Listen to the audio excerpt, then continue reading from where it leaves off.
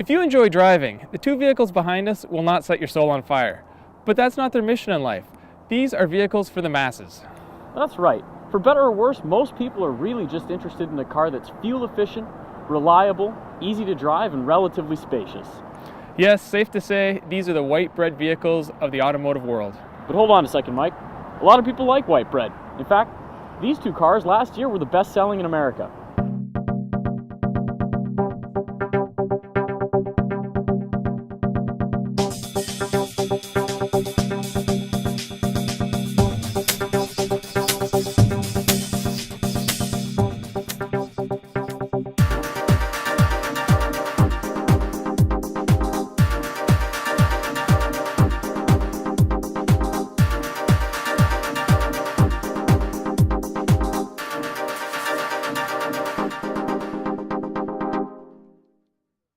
The Accord comes standard with a 2.4-liter four-cylinder engine. It produces 184 horsepower and 181 pound-feet of torque. Our Accord came equipped with the continuously variable transmission, but a 6-speed manual is available. Expect 27 miles per gallon city and 36 miles per gallon highway for the four-cylinder Accord. The Accord starts at a price of $21,680, but our loaded-up EXL test vehicle came in at $29,995. As equipped, our Camry gets a 2.5-liter four-cylinder that makes 178 horsepower and 170 foot-pounds of torque. That engine gets 25 miles per gallon in the city or 35 on the highway and comes mated with a standard 6-speed automatic. Pricing kicks off at $22,850 including delivery, but ratchets up to $28,520 for our more luxurious XLE trim. Last year the Camry got a redesign, and there's really nothing different here stylistically. But some of the key points you might remember are a revised front fascia, new fog lights, and a bolder grille. The taillights also got larger with a new convex shape that helps spice up the Camry's styling. Conventional proportions keep it out of ugly territory, but it still doesn't hold up to the Accord's curb appeal. But that's not to say the Accord is a styling masterpiece. However, the evolutionary styling over the previous generation has been pulled off very successfully.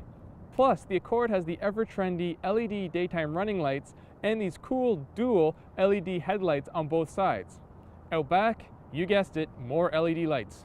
Cabin to cabin, the Camry wins with almost no contest. That's because as you climb through the trim levels in these two cars, you come closer to looking like the luxury brands that they sit underneath. That, of course, is Lexus and Acura. In this case, that plays directly into the Camry's hand, because Lexus actually competes with German brands like Mercedes, Audi, and BMW, where Acura sits in a second-tier luxury category that's more associated with less desirable brands. Touches like the wood look trim throughout the cabin and the aluminum look bezels around the cup holders, the shift knob, and many other places in the cabin go a long way to make it feel an awful lot nicer. So does the stitching that sits on the dash. But there are some problems with this interior. Specifically, this plastic piece here on the center stack has fake stitching and it just looks cheap. It feels awful. And similarly, this compartment here in the center also feels like something you'd expect to see on a rental car. And something I found particularly strange is the fact that this black plastic doesn't actually match the black plastic on the center stack. It would have been nice if they would have done that. The Accord features a well laid out dashboard design. The front seats are wide, squishy, and comfortable, and all the controls are where you'd expect to find them. If you buy one of these Accords, find a menu item named Interface Dial Feedback and turn it off. It is the most infuriating system I've ever encountered. As the text-to-speech gets so far behind, it will freeze the entire system up for 10 to 15 seconds and completely lock you out of it.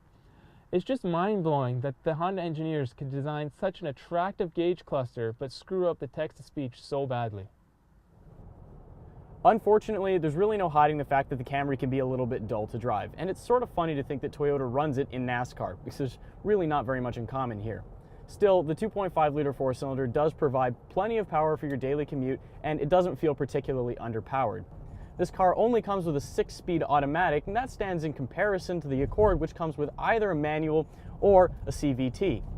Most people aren't going to pick the manual anyway, though, so in my opinion, it really doesn't matter that much. What does matter, on the other hand, is the fact that this automatic transmission still has manual gear selection. And that's important to me because it lets me select which gear I'm in, and especially during winter driving, that's a little bit of extra security that I really appreciate having. Steering and handling in the car do feel a little bit uninspired at times, but that's not necessarily a bad thing because most people who drive the car are going to feel that and see it more as the car being predictable and easy to understand and handle. The Camry is the easier vehicle to drive of the two, but the Accord feels more refined. Despite having a CVT, it's almost flawless in all its actions. The CVT is one of the best I've ever driven, and you don't really notice it's there. The engine doesn't drone, and it perfectly simulates gears without giving up any compromises to fuel economy. Steering feel, throttle response, and chassis dynamics all favor the Accord. The Accord does feature a sport mode, but it doesn't have any way to manually select gears or feature any paddle shifters, fitting for a car with no gears. In the end, there can only be one winner. I personally would pick the Accord. I prefer its exterior styling, I find the interior more comfortable, and I love its trick features like the lane watch camera. And the fact it's a better driving vehicle and gets better fuel mileage in the real world is just icing on the cake.